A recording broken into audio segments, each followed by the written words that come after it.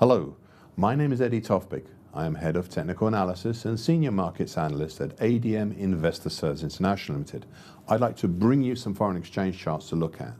I'd first like to look at the euro against the dollar. An interesting one this. I suppose yesterday's action could be classified as a long-legged, indecisive, spinning top. It could also be seen as a bearish harami, and I don't doubt that. I just favour the former as the extremes were nicely bracketed by the previously mentioned overhead resistances of the long moving average, currently 111.35, with the nearby 50% Fibonacci line of the June to October 2019 move at 111.44, whilst below we had the lesser Fibonacci level at 111.01 holding up prices. Nothing has changed the longer term overall pattern.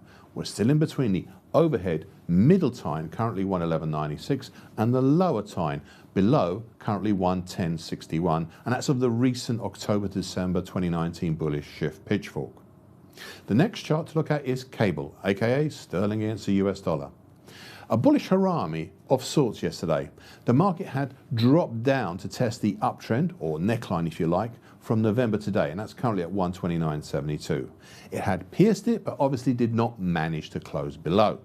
Meanwhile, overhead, we still have the recent December 2019 to date downtrend. That's currently at 131.08. Finally, we're now touching the October to November 2019 congestion area. That's 128 to 129.5. This was the reason for the move back up after piercing the uptrend. Next one I'd like to look at is euro against sterling. An interesting bearish harami yesterday. The peak was contained by, and I quote, the December high at 85.94. Beyond that, we have some October-based resistance concentrated in the 86.15 area to 86.40. And the end of quote. And the resultant move back down dropped and closed below the interesting 38.2% Fibonacci level of the 2006-2008 move at 85.52.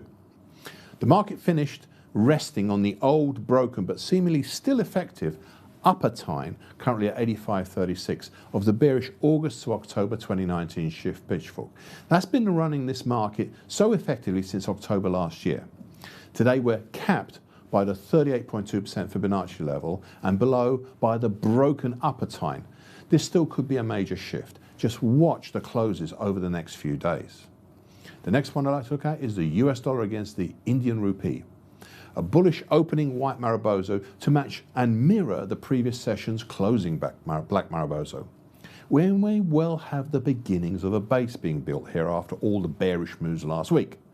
Today the market moved up towards the first significant resistance overhead, and that's the middle time, currently 71.05, of the September to November 2019 Andrews pitchfork, and immediately shied away at this stage. It wouldn't be that hard to confound yesterday's bullish move with a combined key reversal down and bearish engulfing pattern. Not saying it will happen, just that it isn't that hard to do right now. Finally, I'll once again note last week's bearish looking bow tie formation. It seemed that what initially looked like a bullish bow tie may be turning out to actually be a bearish bow tie after all. The moving averages evolved have turned lower.